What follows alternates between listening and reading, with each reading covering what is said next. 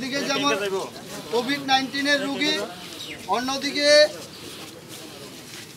অন্য যে সমস্ত রোগীরা হসপিটালে যাচ্ছে তারা এই সময়ে স্বাস্থ্য দপ্তর থেকে সঠিক পরিষেবা পাচ্ছে না এবং কোভিড-19 আক্রান্ত কোয়ারেন্টাইন সেন্টারে থাকা সমস্ত পরিবারকে সরকার যে ঘোষণা দিয়েছে 1500 টাকা করে আর্থিক সাহায্য দেবে এবং যারা এই করোনা আক্রান্ত হয়ে মৃত্যু বরণ করবে তাদের পরিবারকে 10 লক্ষ টাকা করে সরকারের পক্ষ থেকে অনুদান দেওয়া হবে। কিন্তু এই সময়ের মধ্যে আমরা লক্ষ্য করছি রাজ্যের স্বাস্থ্য দপ্তর বা রাজ্যের যে সরকার নিজেদের কথা একটাও তারা রাখতে পারছে না, কথার খেলাপ করছে।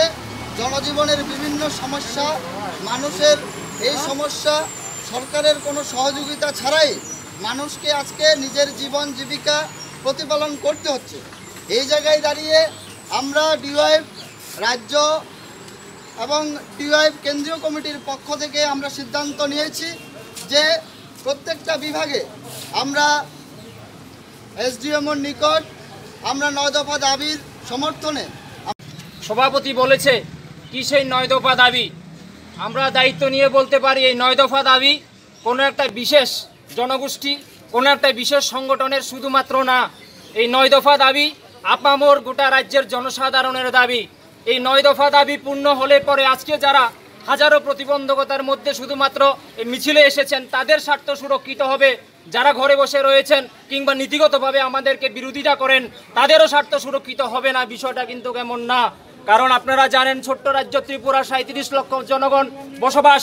এই জায়গার ভেতর দাঁড়িয়ে আমরা দেখতে পাচ্ছি গোটা উত্তর পূর্বাঞ্চলের মধ্যে এই কোভিড-19 এই সংক্রমণের ফলে এখন পর্যন্ত 3 শতাধিক মানুষ এবং 27,000 মানুষ মারা গেছে এবং 27,000-এর চাইতেও বেশি লোক সেখানে সংক্রমিত হয়েছেন।